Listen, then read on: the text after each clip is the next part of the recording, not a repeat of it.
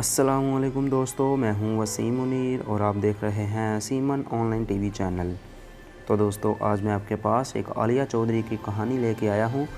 उम्मीद करता हूं आप लोगों को ये कहानी सुन के बहुत एहसास होगा अपने आप पर और हम जैसे अपने दूसरे लोगों पर। यह कहानी मेरी एक परफॉर्मेंस का मुआवजा 1.5 लाख रुपए होता था। वक्त की सतम, ज़रीफ़ी का शिकार, स्टेज अदाकारा फाका कशी का शिकार कैसे हो गई। स्टेज का नाम जहन में आते ही हमारे मुल्क की बदनसीबी है कि हमारे जहन में फ़हश, मजाक और रक़्स से भरपूर ड्रामों का ख्याल आता है, जहां पर शरीफ लोग अपनी फैमिली के साथ जाने का सोच भी नहीं सकते। ख़ुसूसन पंजाब के शहरों में हुकूमत की तमाम तर कोशिशों के बावजूद ऐसे डांसर्स पर पाबंदी नहीं लगाई जा सकी जो कि फ़हश के ज़िम्रे में आते हैं, बल्कि उनकी रक़ासाओं पर अपनी तमाम जमा पूंजी लुटा देते हैं। मगर ये भी हकीकत है कि स्टेज पर ऐसे रक़्स करने वाले रक़ासाओं की फ़नी ज़िंदगी भी बहुत मख्तसर होती है और जिस तरह उनको रातों रात अरूज नसीब होता है, वैसे ही ज़वाल भी उनके हिस्से में आता है। ऐसे ही एक रक़ासा आलिया चौधरी भी थीं।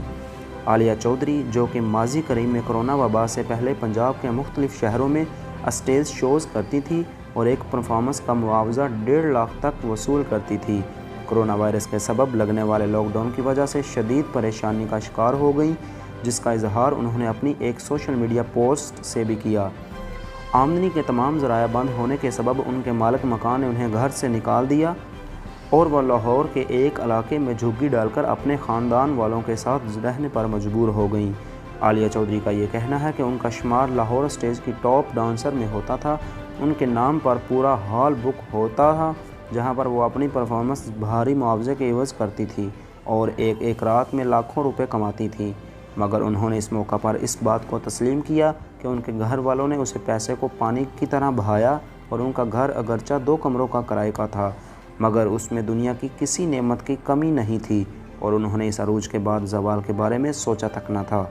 मगर कोरोना वायरस के सबब, अचानक लॉकडाउन के सबब, एक जानब तो उनको काम मिलना बंद हो गया और दूसरी तरफ उनका भाई शदीद बीमार हो गया, जिसको बचाने के लिए उन्होंने अपनी सारी जमा पूंजी खर्च कर दी।